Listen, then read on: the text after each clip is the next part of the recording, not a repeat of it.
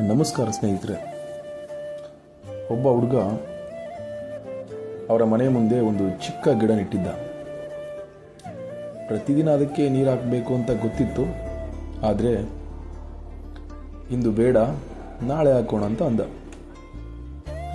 ಒಂದು ದಿನ ಆಯಿತು, ಮತ್ತೊಂದು ದಿನ ಅದು ಆಯಿತು, ಹಾಕಲಿಲ್ಲ, ನೀರು ಹಾಕಲಿಲ್ಲ.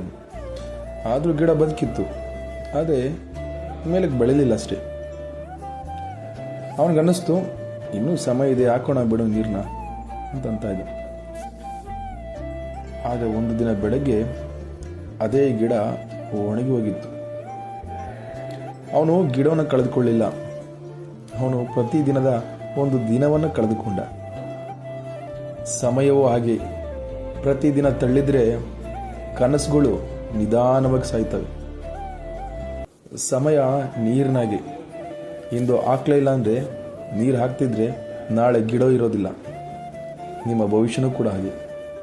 ಇವತ್ತು ನೀವು ಸಮಯನ ಉಪಯೋಗಿಸ್ಕೊಳ್ಳಿಲ್ಲ ಅಂತಾರೆ, ನಿಮ್ಮ ಭವಿಷ್ಯನೂ ಕೂಡ ಇರೋದಿಲ್ಲ. ನೀನು ಹೇಳ್ತೀಯ ಸಮಯ ಇಲ್ಲ ಅಂತ, ಗಿಡಕ್ಕೂ ಸಮಯ ಬೇಕಿತ್ತು, ಆದರೆ ನೀನು ಕೊಡಲಿಲ್ಲ. ಕನಸುಗಳು ಒಮ್ಮೆಲೆ ಸಾಯಲ್ಲ.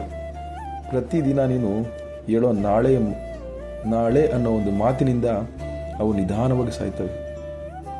ಇನ್ನೂ ಸಮಯ ಇದೆ, ಆದರೆ ನೆನಪಿರಲಿ, ಇವತ್ತು ನೀರು ಹಾಕದೇ ಇದ್ದರೆ ನಾಳೆ ಗಿಡ ಇರೋದಿಲ್ಲ. ನಿನ್ನ ಭವಿಷ್ಯನೂ ಕೂಡ ಹಾಗೆ, ನೆನಪಿರಲಿ.